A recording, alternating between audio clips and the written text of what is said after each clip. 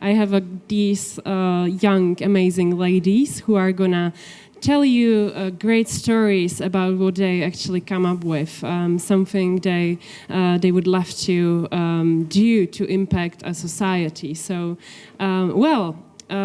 please, if you can actually go ahead and sit, I'm gonna tell a little bit about social startups, because usually business main goal is to generate some nice profit and grow very fast.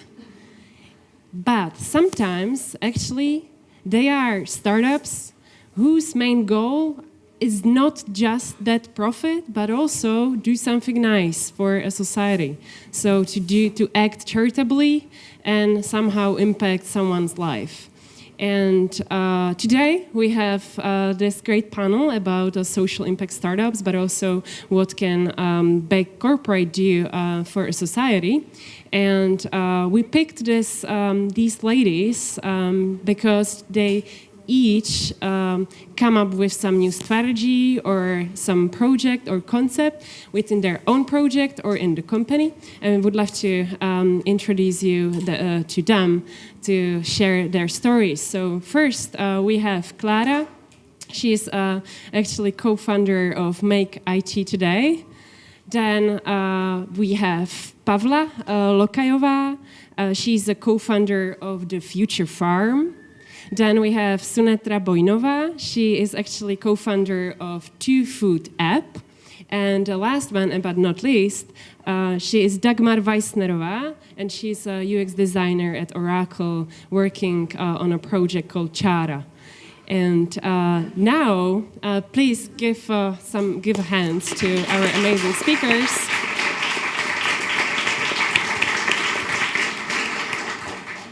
Well, why don't you go ahead and introduce yourselves a little bit to the audience in like 5 minutes, maybe 3 to 5 minutes, so you can tell a little bit about yourself, but also about what the business do and what is your relation to a social impact. So, who's gonna start?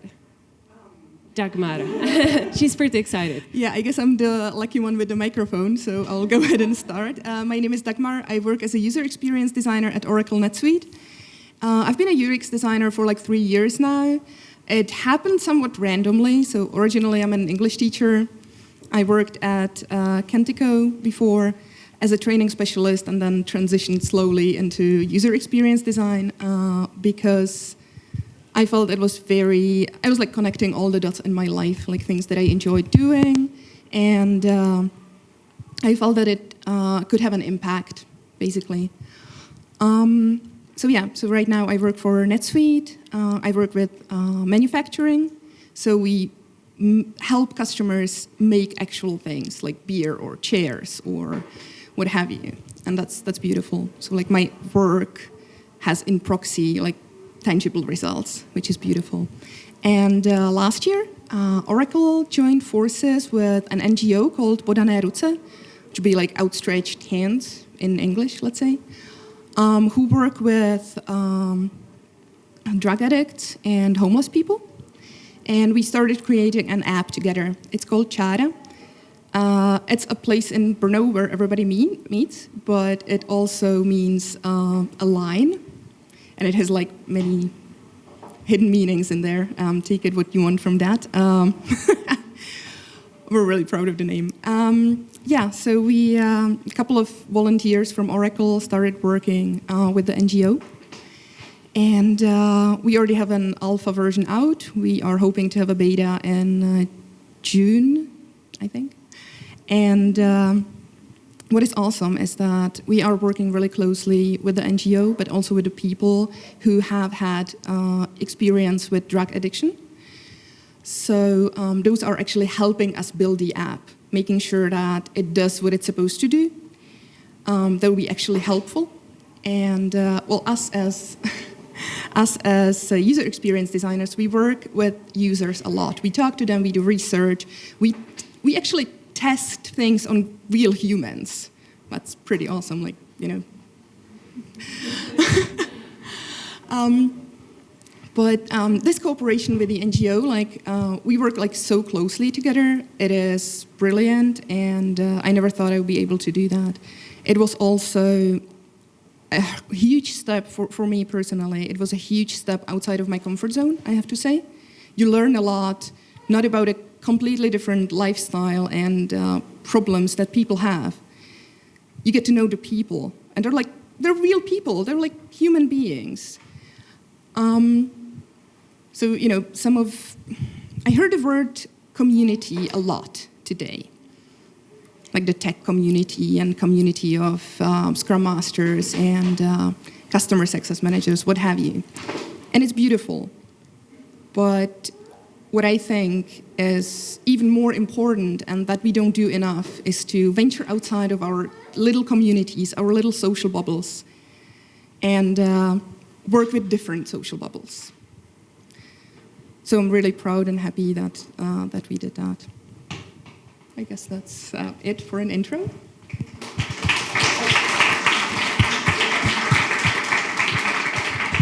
So hi everyone. First, I would love to thank you that you all are interested in social impact and really doing something about it. That would be amazing if you would have it as the next step, because we all can do something just with even a small step. You don't need to co-found anything or create anything, but you just need to help someone, right? But besides that, about me. So my name is Sunethra. And I was born in Prague, so feel free to come to me and speak in Czech. Also, besides that, my origins are that my dad is from India, my mom is from Sri Lanka, and approximately a year ago, I relocated to Barcelona. But I work there as a product manager, but beside that, in my free time, I co-founded toFood app with my friend Julia.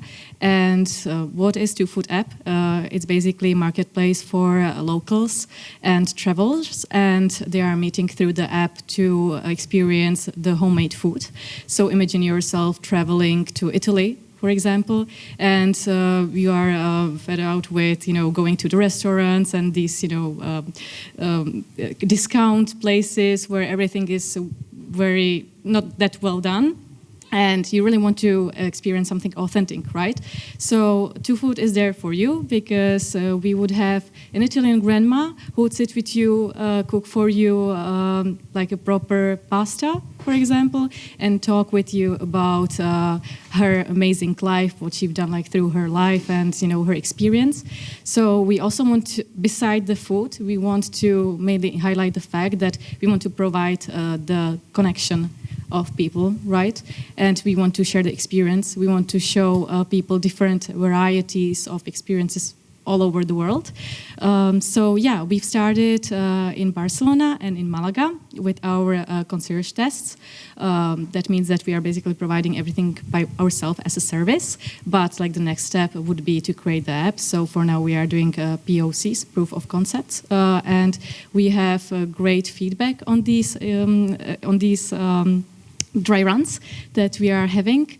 We have around 10 cooks already. Actually, in Barcelona, we have a very interesting host. Her name is Mimi. She's from Ghana, and she cooks amazing Ghanaian food.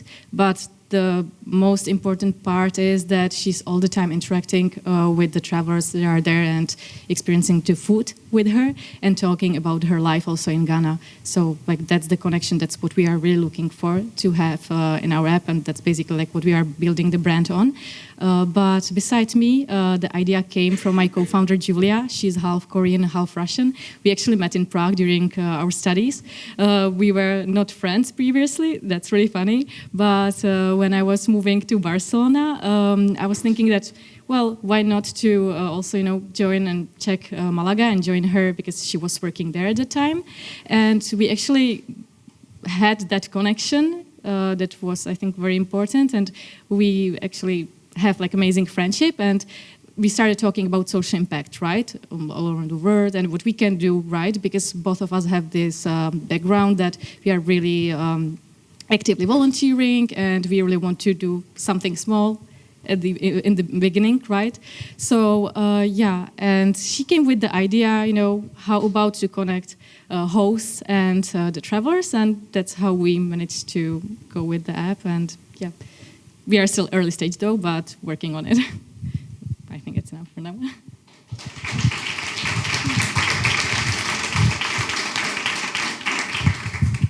Yeah, good afternoon, everyone. As Suni said, we are really excited that we have such a great audience and can speak about social impact businesses.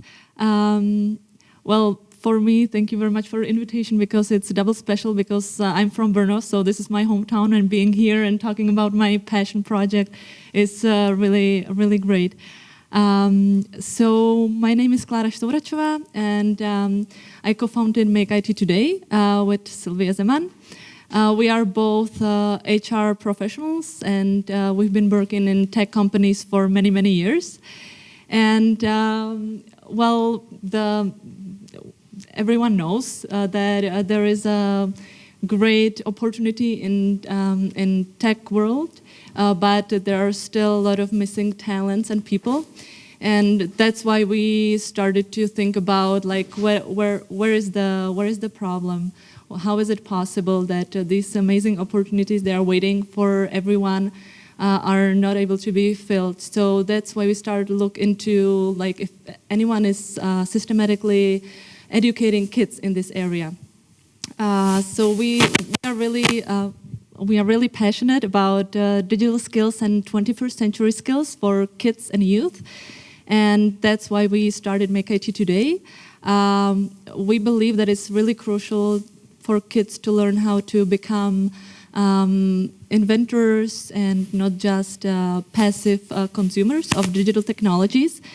And makeITtoday is after-school program. We teach programming in fun and interactive way.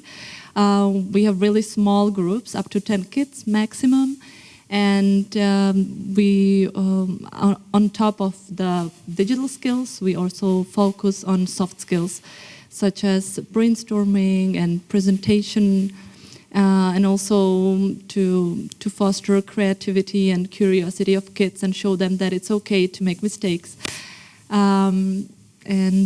Basically, our mission is to help transform kids and youth from the passive consumers into passionate inventors.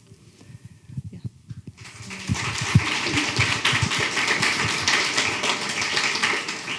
Thank you. Hi, I'm Pavla. I'm co-founder of Future Farm, and I have been always one of those people who didn't really understand why there's so much misunderstanding in the world, why there's so much disconnect, both in among bigger entities like states or cultures, but also disconnect from ourselves. And so I guess all my life I was trying to increase or promote this connection or understanding. And the way I could do it was through content. So it was either writing or reading and sharing what I've read.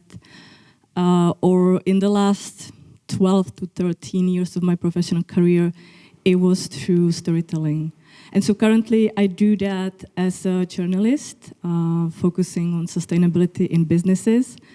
And as a co-founder of Future Farm, I do that by helping individuals find meaningful career and long-term well-being, actually, in this very, very speedy, I would say increasingly speedy era of, or society that we live in.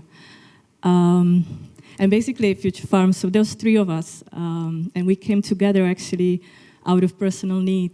So I'm Czech, my co-founder is Slovak, and the 3rd person is Pakistani, British, American, all in one person. And so it's not 5 of us, just 3. And basically at the same time, we were going through a very throughout career transition. So one of us was made redundant as a CEO.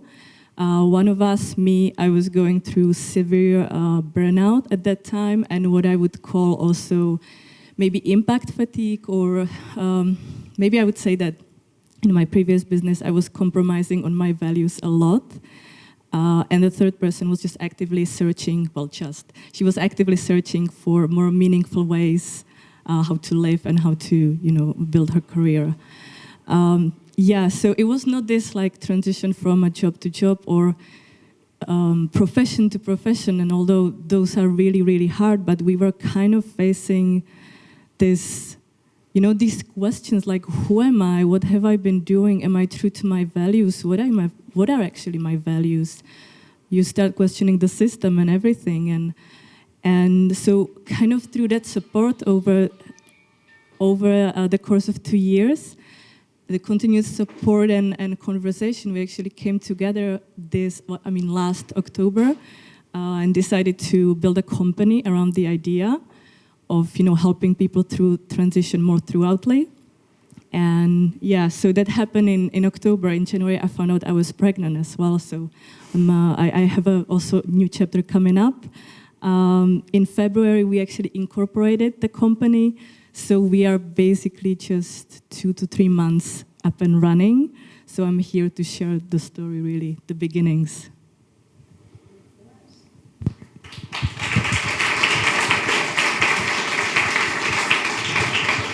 Well, thank you very much, ladies, for sharing the stories. It's a great honor for all of us. You are here. For me, for example, I already actually learned a few things, because when you, Suni, and Klara were, talking about, how did you come up with the idea, as you probably noticed, they were first social impact driven. Like, they understood the problem the society has, and they found the passion, in one of the problems, because you are not going to solve all of them, and then they started a business. When it comes to Czechitas, it was different way, actually. It was more like we did something what we loved, and it was the programming and teaching someone how to code. And then we found that someone is benefiting from the product and service. So I guess there are multiple ways how to come up with the project.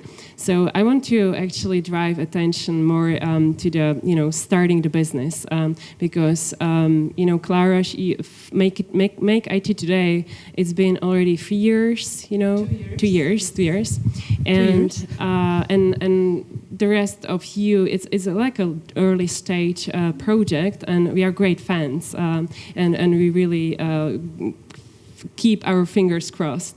And I want to drive attention to the time when you are starting the business. Were you facing any particular challenges, at the beginning when you were starting? And you girls can also answer what are the problems you are trying to tackle, and etc. Well, as any business, starting business, we were and we are facing many challenges. But of course, how do you deal with the challenges defined the business, right? One challenge I would probably mention, and Dita might agree with me, is that the digital awareness in Czech Republic is still very low. Yes, people think that kids are great with technologies and that they are basically tech natives. But there is a big difference between just passively using the technology, streaming YouTube and so on, and understand the technology. Be the one who is the creator, innovator, and knowing how technology works and what you can do with it. This mindset was one of the challenges that we are still facing, to explain this, that actually these digital skills are actually a new form of literacy, and that is something that we are trying to explain and focus on, because it's really necessary that every kid has the chance to become the innovator and creator, and not be driven by the technology, but actually be able to work meaningfully with the technology and use it for well. And what is the strategy, towards parents? Because your number one audience you're trying to, talk to is parents of those kids that are attending your courses. What is the number one thing you tell them? When you are trying to convince them that digital literacy is the next English and math and. Well, we are always trying to somehow use examples. That's the best way how you can explain the importance. For example, as all kids are learning how to write, right, in schools, but it doesn't mean that all of them will be writers. And that's the same with technology. We are not teaching the programming and these critical thinking to educate them and all of them be programmers, but it will give them the opportunity to face the challenges that the future will help for them. So that is always something that we try to explain, that it is something that the kids need to learn. It's like you are teaching them when they are outside, running outside, you are teaching them the rules of how before you cross the street, you need to look left and right, and so on. This is the same. We want them to be safe in the digital world, and we want them to understand. So this is probably how we approach this and make it more accessible for most of the parents. Well, thank you very much. It looks like a huge challenge, for a startup, to change, entire mindset in the Czech Republic. So, I'm a great fan. So, what about Suni? You mentioned that you are now in a proof of concept stage of a business. So, how it goes? Okay, so basically I have regarding to that some tips because in the beginning with Julia we were kind of a dreamers, right? We are first time entrepreneurs, and we really wanted to have our product amazing, polished, and really well done. What we found out through the way was that, and even for investors, because we are looking for investment, was that the more important part is to have something functional, easily done, and have the data gathered. So if you guys have, for example, some idea, test it as soon as possible, be agile as much as possible, and try to not fix to the perfect 100% ready product. Just try to go with the flow and see what are the results afterwards. So yeah, we are nowadays having the WordPress that we are working on, and we will have the platform ready within a few weeks, and we will be running the concept through that. Previously, we were doing that because we've curated our hosts. So we've basically posted by me and Julia the events on meetups and on Couchsurfing through Facebook links to gather all of these people to the events. So it's like the logistics is pretty heavy. So that's why we need to have the platform. And the next step, when we will hopefully get the investment, will be to create the app. Thank you very much. And what about those locals? Like, how do you get them to provide their services throughout your app? Okay, so basically we curate them in a way that we post it on Facebook groups again to see if there is an interest. And there is a lot of people that are interested in cooking for us because they are cook lovers, and they also want to share stories. Actually, in Spain, it's very easy because people there are very warm. So, that's a plus for us to start with. And the thing is that after they are curated, they also talk about themselves with us.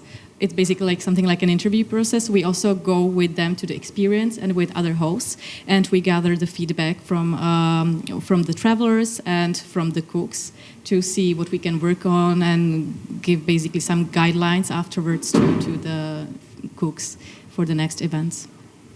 Okay, thank you very much. What about Dasha? Well, you also mentioned, it was a great experience for you to work with NGO, and it's a completely different sector. So, there were any things you want to share? Sure. So I wouldn't consider us a social impact business because, my definition of a business is it earns money, whereas here the money comes from elsewhere and the resources and everything.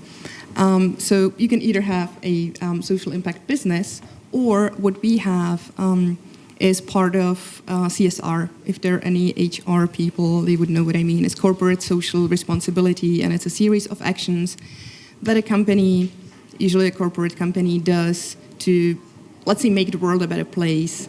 And Oracle has, among other things, has a volunteering program where they, let's say, donate a certain amount of time of their employees to a good cause. So normally what happens, or what usually happens, is that people go out for a day or two, a couple of times a year, and they either pick up trash or help in senior centers, walk dogs, what have you. And part of this volunteering program was our app. So we don't get to walk dogs, and we get to create an application together with an NGO. Obviously, the time frame that we get from the employer is like smaller, so we also do it in our free time, and it obviously takes more time than we thought, as usual, as everybody would agree, I guess. Like, software development always takes more time, so than you think. Yeah, was that did that answer the question? Absolutely. Thank you very much. Thank you. And what about, let's get back to Pavla. I can actually give you my microphone. Thank you very much for your cooperation. You are going to launch your website soon, right? Yeah. So how it goes with with the work on it, and defining your mission and. So I can relate to some of the things that my colleagues said, because both me and my co-founder Vladi Bristenska, we have done a lot of work around company culture in other companies in the last couple of years. And as well, I was a co-owner of a business, and the third co-founder has actually built 2 successful fintech businesses over the course of 20 years. So, but this, I'm saying that to actually point out that we know basically everything what can go wrong, or what companies neglect, or what they don't spend time enough doing, or they don't maybe care or have resources to do. So it's really important for us to, coming back to the challenges, by the way, it's really important for us to do, to build the business meaningfully. On the other hand, you're always faced, and I don't mean do everything right, but do it for the right reasons. But you're always faced with this push towards, it's not even push, you have to drive towards execution. So I would say prioritizing well is every business's issue at the beginning, and that's ours as well. And that's just to give the framework of how we're trying to build this. For us, it's very important that the business is financially sustainable. So we are a business, and when it comes to the stage that we are in and how is everything coming together, so basically we are doing market research. I would say that we have a part of market research done. We are creating a product, which actually in our case is going to be curriculum of different career change tools and methodologies and the wellness or well-being bit of meditation and all other immersions into slowing down and the present moment. So at this stage we don't have the product. We will be testing the product, which at the beginning we think that to really test it in an agile way would be something around workshops or retreats, which is still quite easy to do, and it's financially, at the beginning of the business, something that doesn't ruin you. I should also say that we deliberately decided that we will also fund ourselves, as founders, financially from elsewhere. So we decided to not take investors at the beginning. And so it's coming together. The website, we think it will come in about 2 months. I'd say it always takes more, actually. So basically, this is actually our first coming out, moment, because we feel like, you don't have a product, you have a mission, you have the idea. You have actually the market research. The research tells you, okay, there is a gap in a market, people need it, and the niche, but still it's a challenge to to put everything together and prioritize in a way that you do it right. For the right reasons. Thank you very much. I do have 2 questions.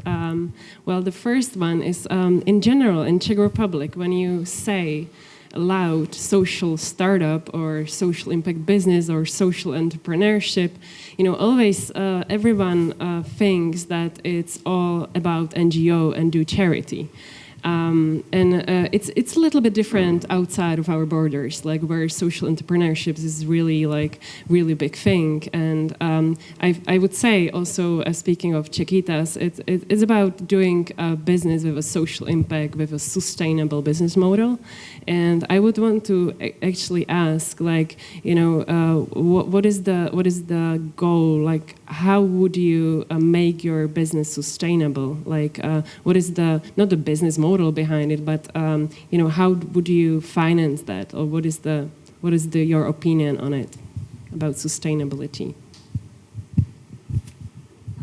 Well, from our experience, we from the beginning knew that we wanted to build a business with social mission, but still business that is self-sufficient and sustainable. So basically, we are not developing any platform or software, so that makes it easier at the beginning with the funding. But we put our own savings at the beginning to start it, because we needed to equip the class, pay the teachers, and so on. But we basically needed to find a way what we want to do first, right? Because we had this idea that we wanted to build this complex systematic education, tech education, but we knew that we have to start with just a little step. So we started with one course only that we offered, right? We started with 35 kids. That was our first semester. So from the beginning, we were actually in black numbers. Of course, like we paid the teachers, we paid the rent, and so on. But we knew that we have to take it slow. Right now, after 2 years, we have over 500 kids, and we have more than 20 courses. And that was all without any investment from companies or any CSR strategies. But it means that we are putting everything we earn to the business, right? That's why we have the jobs, basically. But yes, you have to do a lot of sacrifice. It takes a lot of time. You need to just keep going. It's hard because we were working in the morning before going to our regular job, meetings in the evening, weekends, everything. And once you start, you just can't stop and say, okay, now I'm tired, I don't want to do it anymore. Because you have to always have it in mind that you are doing it for better reason. And that's actually what gives us also the energy, that to see actually the kids, how they are excited, and to see the parents that they are just amazed that finally the kids doing something that they like. For example, we had one parent, she said okay, I was driving my daughter from the class, and suddenly she was sharing excitedly what she was doing. That never happened before. So yeah, it is hard work, but you need to make it one small step and just prioritize. That's important, and you also need a good team of people who are dedicated as well, right? So great. Well, I learned something. You need to, in order to make a business sustainable, you need to have it driven by passion and enthusiasm and great persistence too, but also some kind of financial model behind it. So it's okay to pay for education. It's totally okay. So. Exactly. Because it's important, right? Education is something that is creating the future generations, and that is something that I think it's a great value, and I think it's okay that we are not relying on state schools. It's an investment, right? Great. Is anyone else want to answer this one? Because we have probably just one question. 2. Okay, great. Okay, great. Maybe for Dagmar, I would wonder, like, how do you think the project will go, like, after the funds are used? Is there any future left for this project? Yeah, of course there is, and we're really hoping there is. The NGO has a plan of their own. They had a grant for it. But at the same time, they also employ people with previous drug addiction experience who are helping with, for example, filling the application with data. So like data about social centers and about where to get food, where to sleep, about like special events, stuff like that. And they are basically like employing their former clients.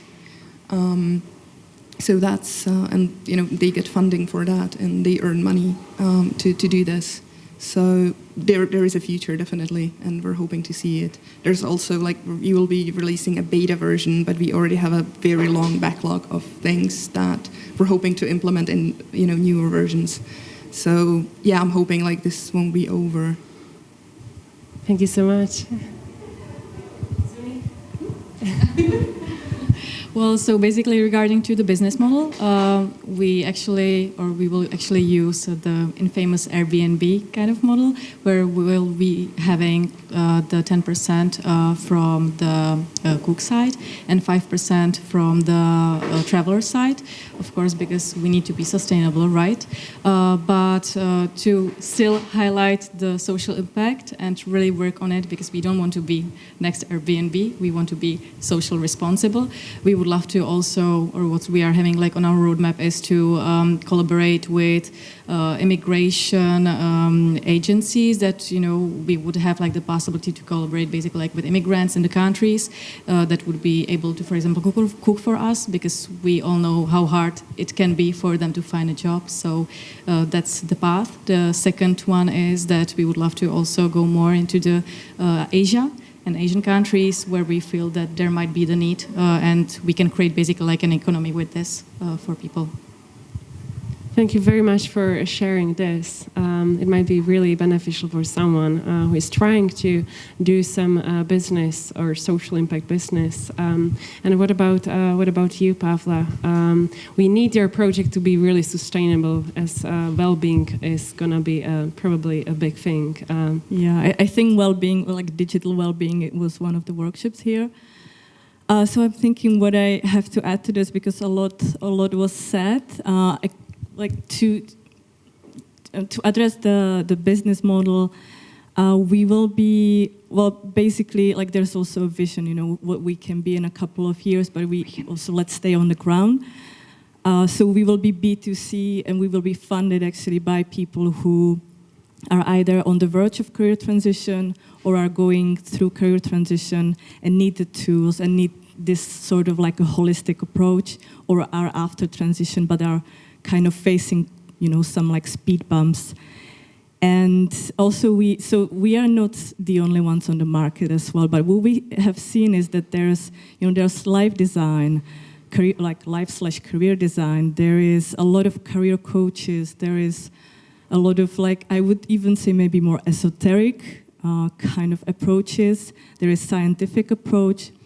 And to us, it kind of sounded like, or it seemed like, like specialists, like doctors looking at their, like, from their point of view at specific organs, but no one is actually looking at the whole individual. So this is what we're bringing, and according to market research, but of course we are going to learn so much from the sales process. Like, I know that already, but I'm sharing, anyway, like every business is going to go through stages. Not everyone can sell right from the beginning.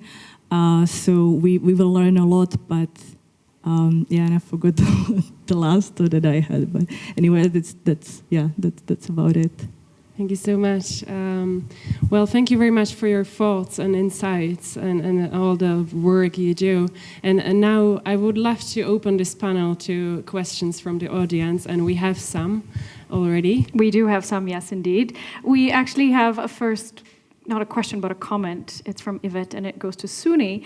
I'm so excited for the app. I love the idea. I'm a foodie/culture traveler, and I can't wait to try it out. So congratulations. The second question goes to Dasha, and it's from Yana, who says, would you, this is something you already talked about, but maybe you can go into more depth.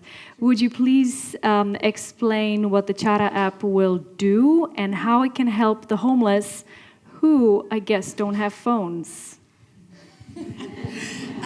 Well, thank you for this question and this comment. This is the first one everybody asks, like, do these people have phones? Yes, they do.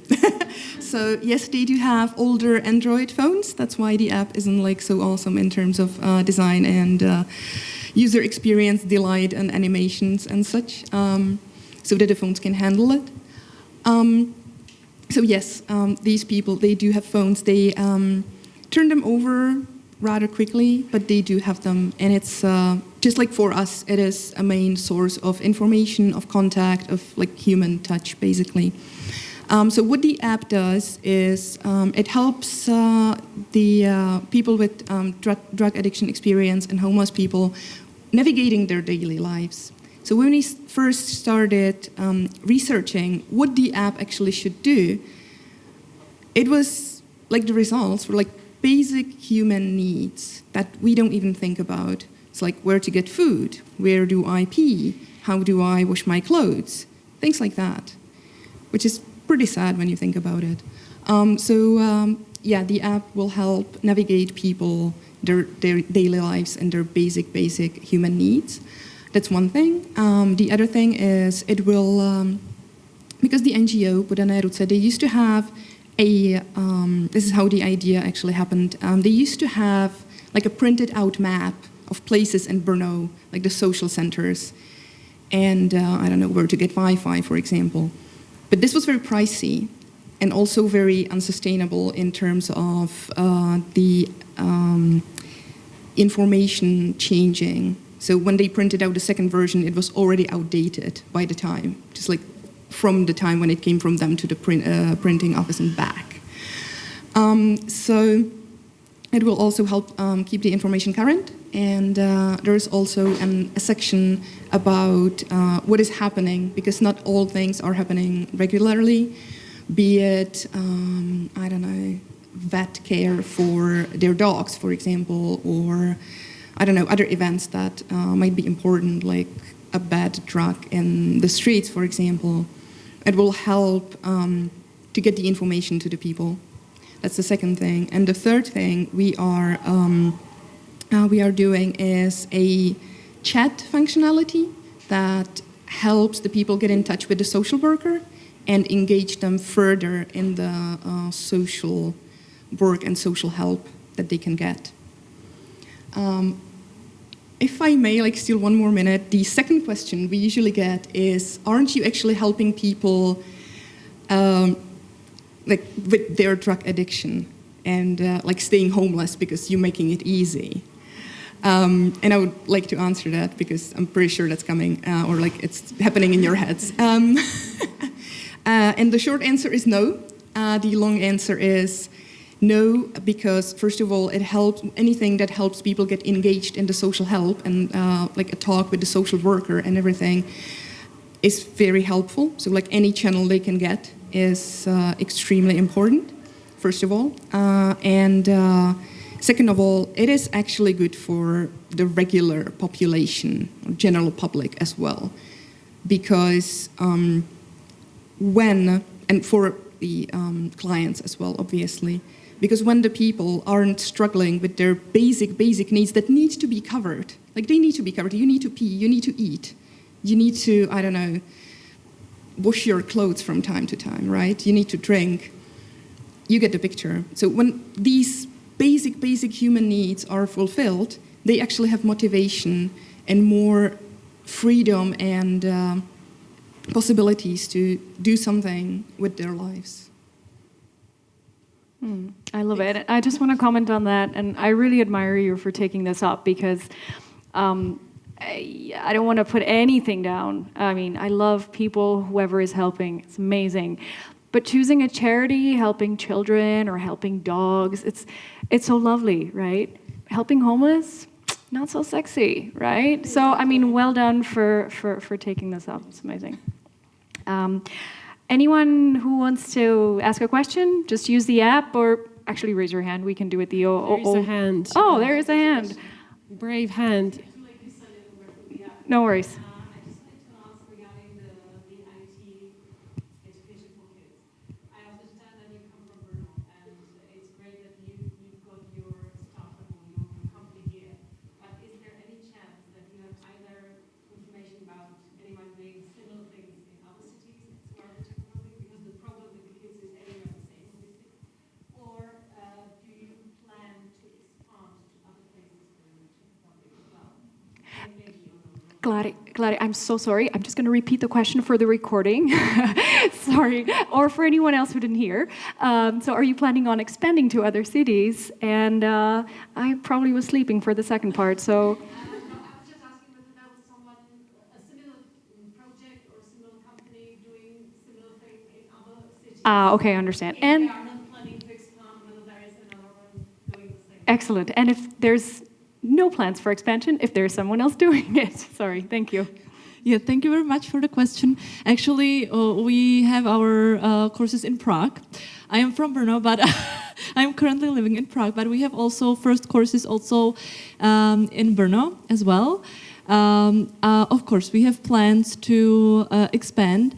First thing is that we want to actually do it through companies, where it will be like kind of in courses, in company courses, where company can provide the space and we can teach the kids there, because we cannot build. That's basically the most expensive part to run the classes, like the actual physical space.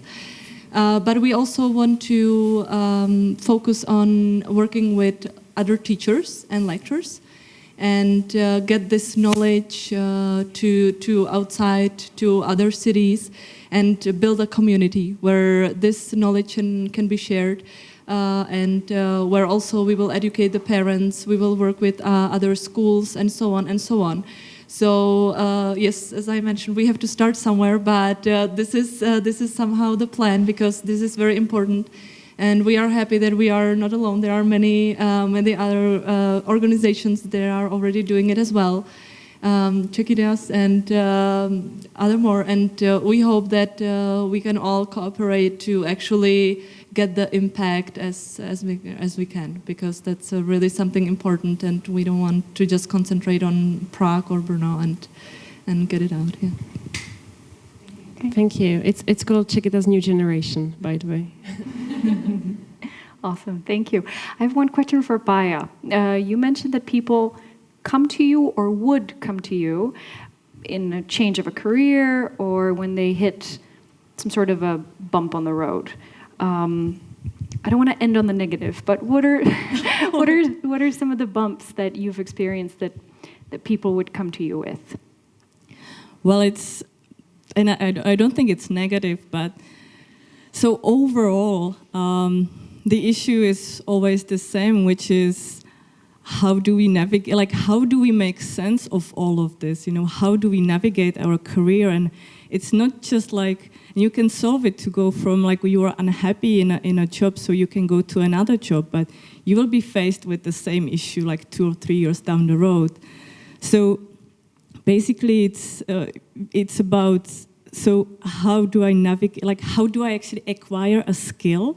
I can feel that, sorry, sorry.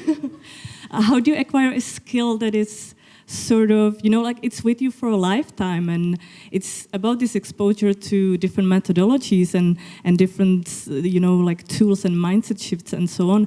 But basically it's a skill not only for a career, but it's like, how do I make sense of this increasingly speedy world that, like, I feel like we all have the same issues. So, and then, you know, it's different, like the actual manifestation of the problem is different. So it's someone is made redundant, someone is returning to work after maternity leave, you know, someone is actually looking for a first job, or we are facing a lot of, so we actually speak with a lot of people that are around 40 actually, and they are like, oh, I've had these like 1 or 2 successful careers already, and I'm like, I don't see any meaning. How do I build, like, I have still years left, I'm very active, but so how do I build a legacy career? And I still have to support my family or myself financially, so there's like, it's different, but in the end it's about how do I really, take something with me that's gonna serve me throughout all my life.